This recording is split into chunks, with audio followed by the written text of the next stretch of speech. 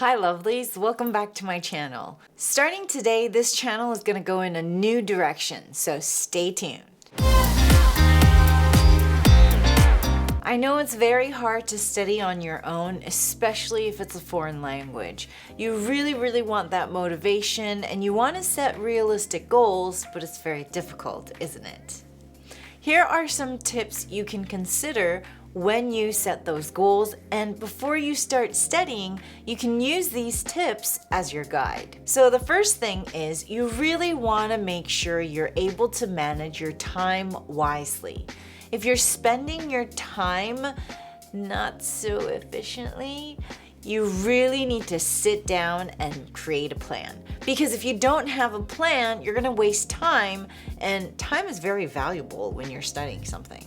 Trust me on that one. So if you create a schedule for each session that you're studying and you kind of lay things out on paper so that you can visually see what your schedule is going to be like, it's a lot easier to kind of shift things around and make sure your study time is right where it needs to be.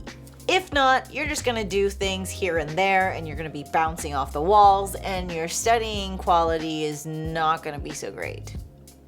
So make sure to keep that in mind. Second, you wanna make sure that you stay motivated. If you're not motivated to study and you don't have a purpose or a reason to study, there's really no point in studying, because it's really not going to stick with you. So for example, if you have an exam coming up, then you have a reason to study. If you really need to learn English and you need to kind of bump it up a level because you're using it at work constantly, then you have a reason to study. But if you're just doing it for the sake of doing it, I don't know if that's gonna stick to your brain. Third, you really need to set realistic goals. So remember when I said instead of writing down goals, make sure to create small systems that you can execute and put into action so that you get to your goals? Yeah, that was mentioned in Atomic Habits, remember? So the more you can achieve in the small goals, the closer you are going to get to your big goal. Get it? Short-term goals, long-term goals. Yeah. Another good thing to consider is make sure you explore the different options that are out there. Okay, one learning technique might not work for you.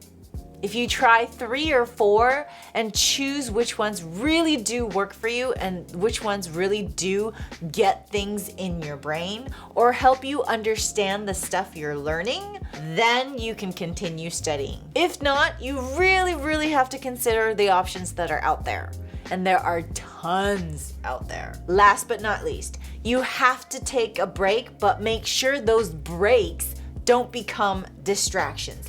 And by this, I mean, we say we're gonna take a break, but then we go on Instagram and take a break for like an hour and a half. Oh, I'll just watch a couple of YouTube videos, and then it ends up being like 2 hours. That's not a break.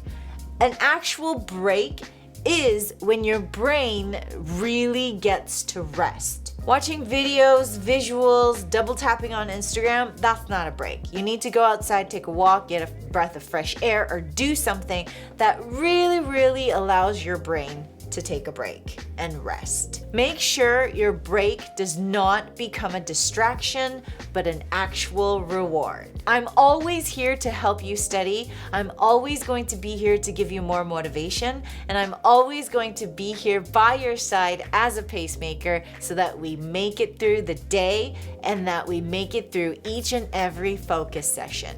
So, take it one day at a time. I'll see you next week. Bye!